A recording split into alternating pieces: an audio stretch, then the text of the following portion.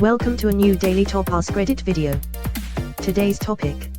Chefs of Reddit, what's a common cooking rule everyone follows that is actually complete bullshit?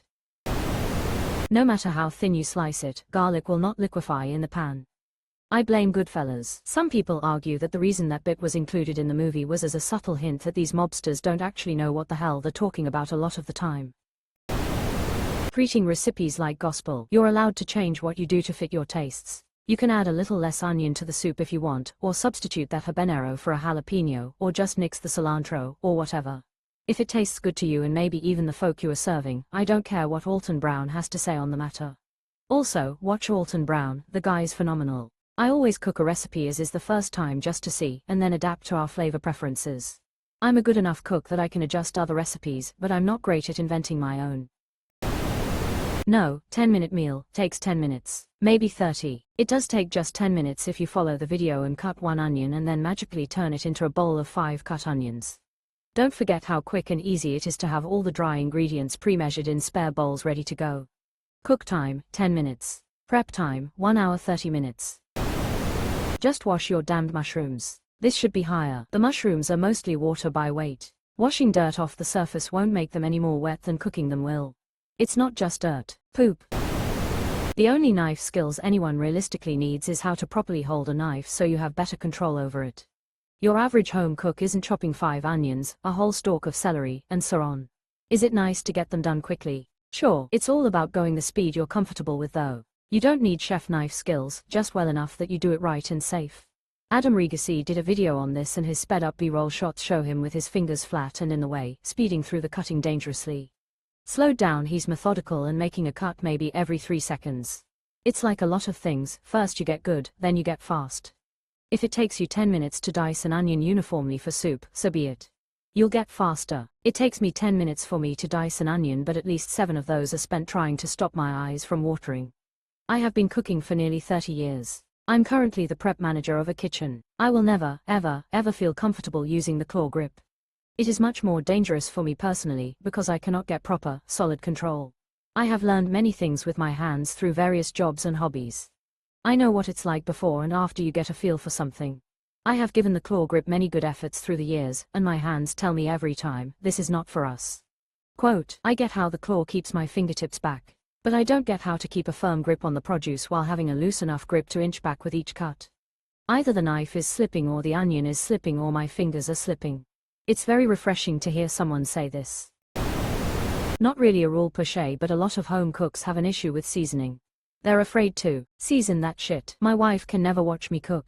If she does, she tells me it's too salty. But if she doesn't watch me, I can use more salt and she'll say it's delicious. My fiancé loves my cooking. Since I moved in with her, and she's seen how quickly we go through salt, she's discovered my secret. Clicking the tongs 3 times before using. I've used it just fine with 1 or 2. Blasphemy, that's how you miscalibrate them. Next thing you know, you've got hot scallops hitting the floor, and now what, chef?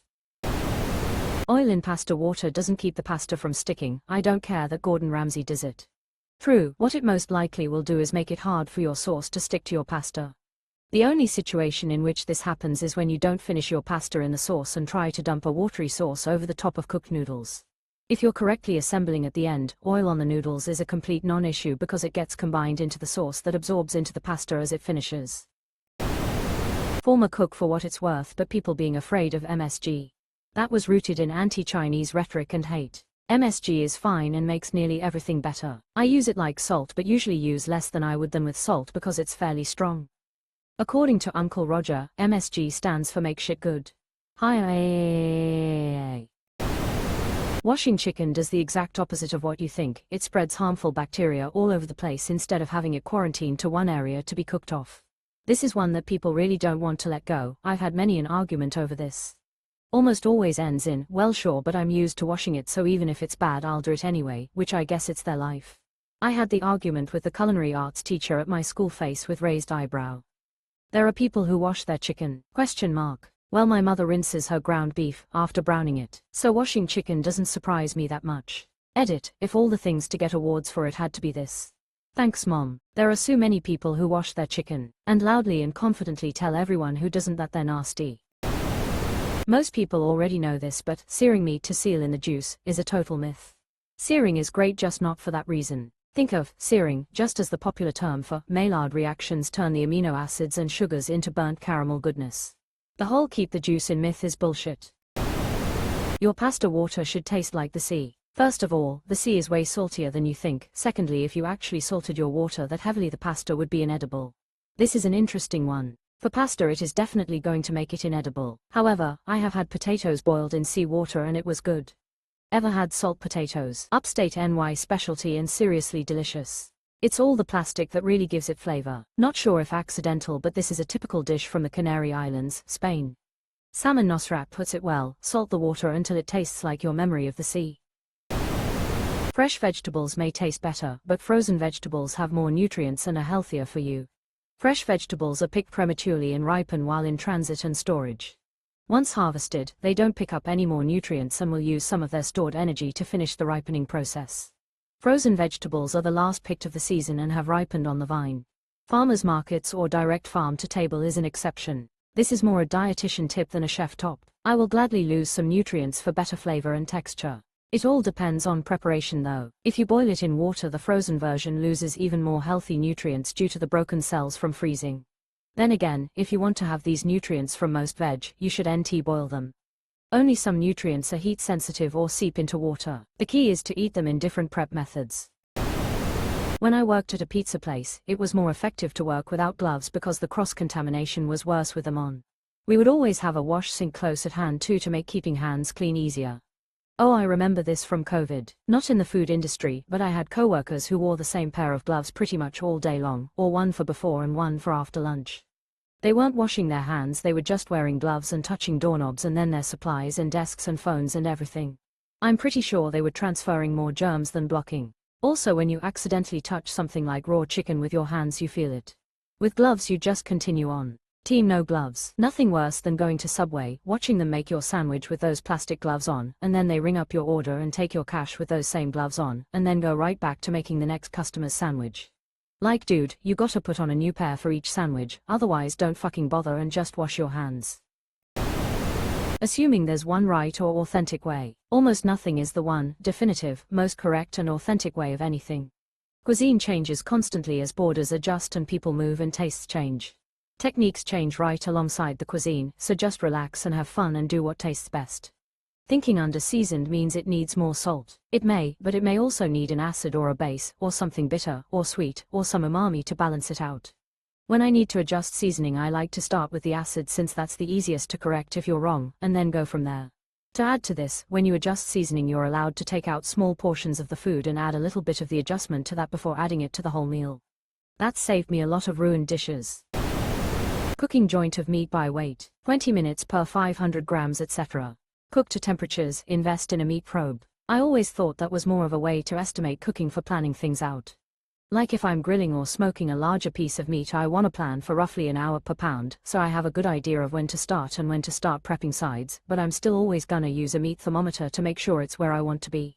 The smoking sub is really annoying at this. A new person asks how long they should expect a pork shoulder to take, and instead of saying, well, it can vary, but at 250F it normally takes between 10 to 14 hours, but you should be checking the temp and tenderness to know when it is done, they say, just cook to temp, not time. Which is not helpful. Washing chicken adds no real benefit. Debris from butcher cuts and feathers, yes, but washing away bacteria is myth. You kill the bacteria when cooking.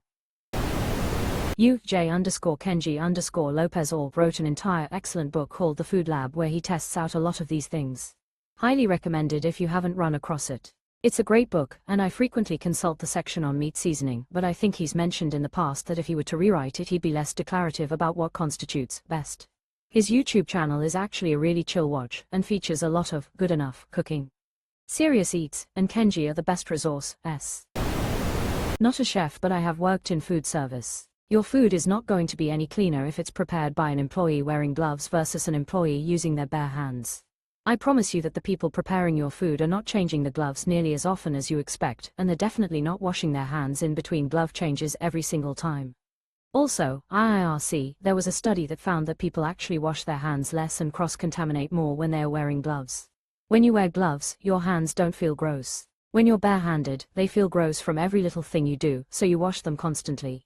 When I worked in a restaurant, I was probably washing my hands every 5 minutes, if not more often, versus someone in gloves going for hours at a time.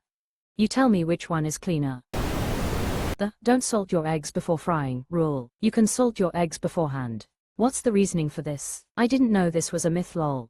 I heard Gordon Ramsay claim it makes the eggs grey or something. It doesn't, but it does make them easier to whisk, i.e. less clumps of white in your eggs. This one acutallel is true if you're making French-styled scrambled eggs. The salt releases moisture and tightens the egg proteins, leaving you a hard McDonald's scrambled eggs texture version, the more creamy French scrambled texture. Cantonese style, they are able to salt because they're adding a cornstarch slurry back into the eggs for the moisture.